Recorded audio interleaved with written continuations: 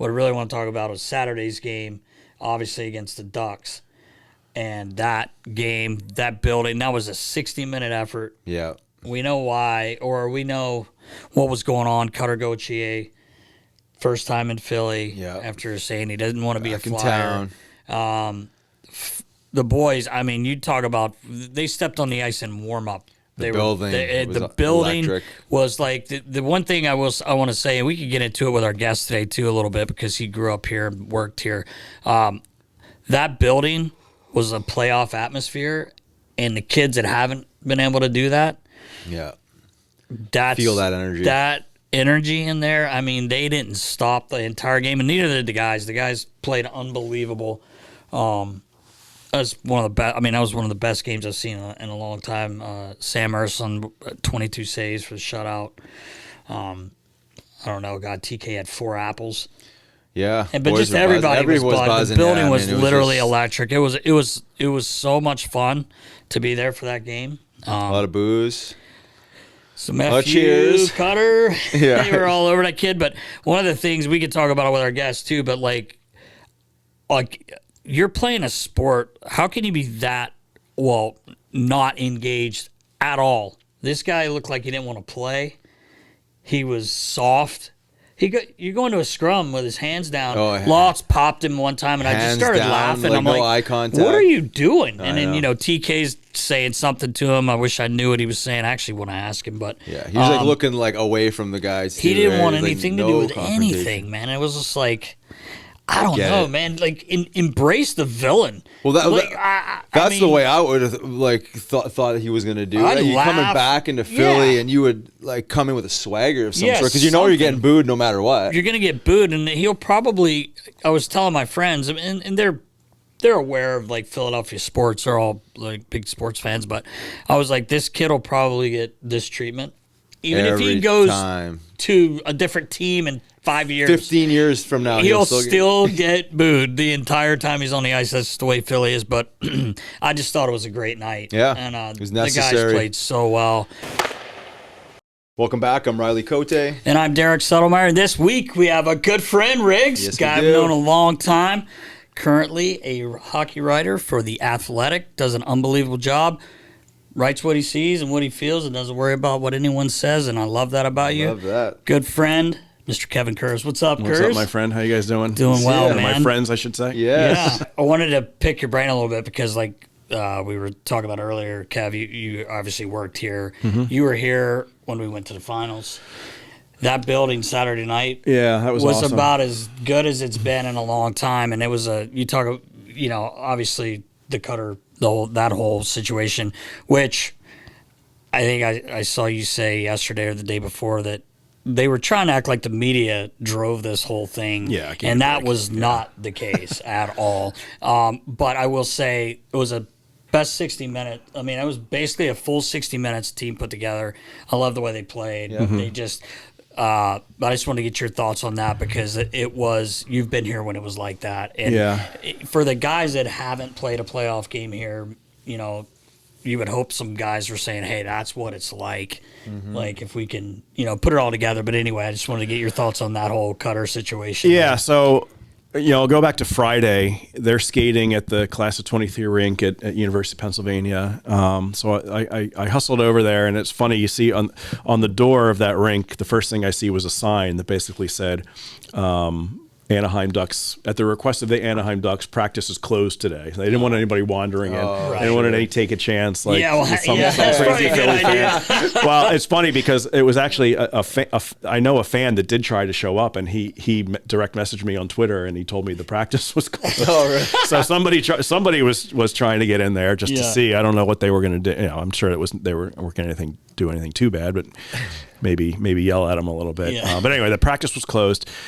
Cutter, to his credit, the Ducks didn't hide him. I was the only reporter there. Surprise. And the Ducks didn't hide him. He came out, introduced himself, very polite kid. Like, I give him credit for coming out and talking to me. It was very brief. I only had maybe 3 or 4 minutes with him. But I asked him, what's your reaction to maybe, I forget specifically what I asked him. And then, we talked about the media says this, the media said that.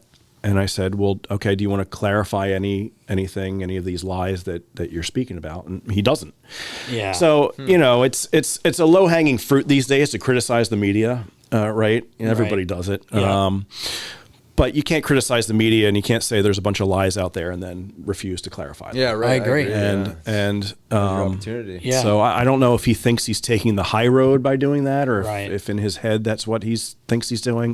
It doesn't come off that way, and I think everyone can see it. And that's the way I tried to present it: is here's what he's saying, but he won't clarify anything. So.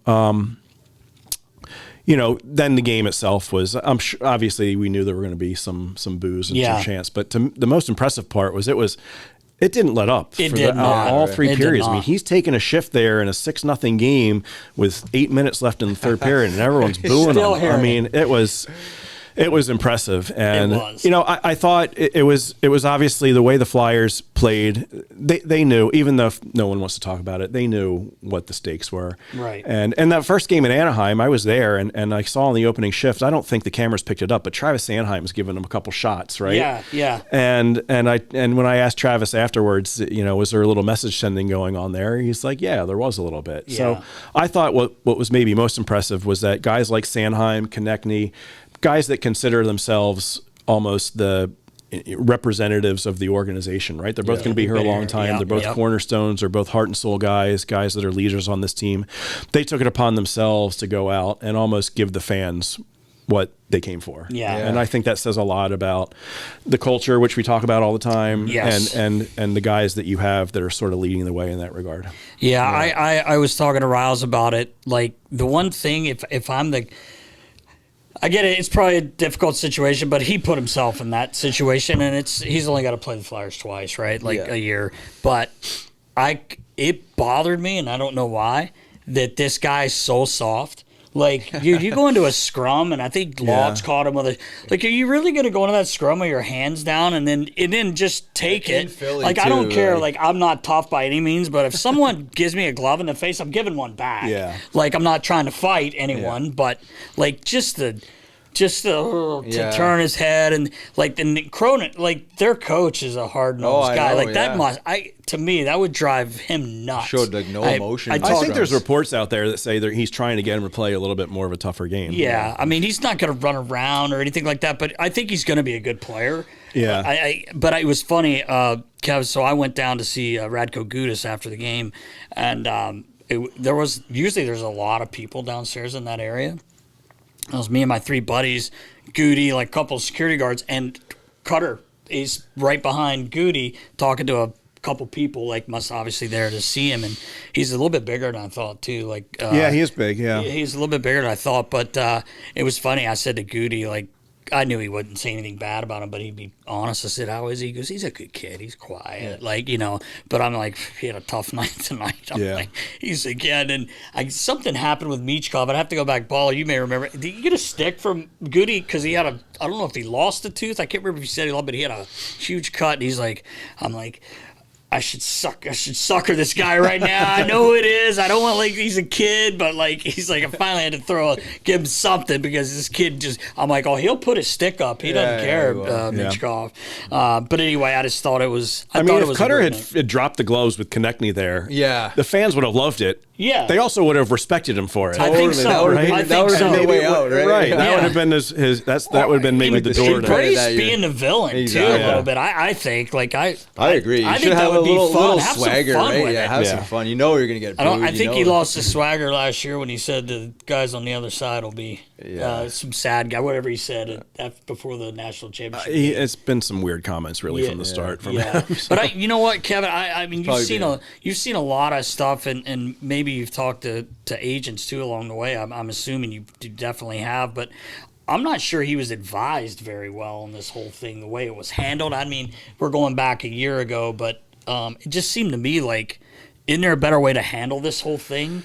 Like when you're just not responding to a general manager of a team or people like John LeClaire. It just strikes me as immature. That's what I mean. When Danny Briere and Keith Jones fly to Sweden to see in the World Juniors, exactly, and you freeze them out. When John LeClaire and Patrick Sharp show up to your school in November, and you don't.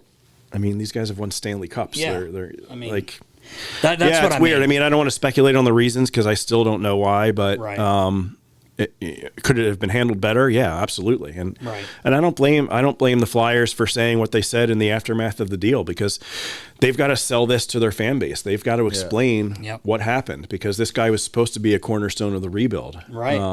And we'll see how the trade works out. It's obviously way too early to really speculate on who won the trade. Right. But I don't think it looks bad right now. Right. Yeah. We'll see. We'll see if Jamie Drysdale figures it out, and we'll see if maybe Cutter was a little overrated. Yeah. We still don't know either one. Right. Yeah, I mean, I don't mind Drysdale's game. If he can stay healthy, I think he's been certainly better.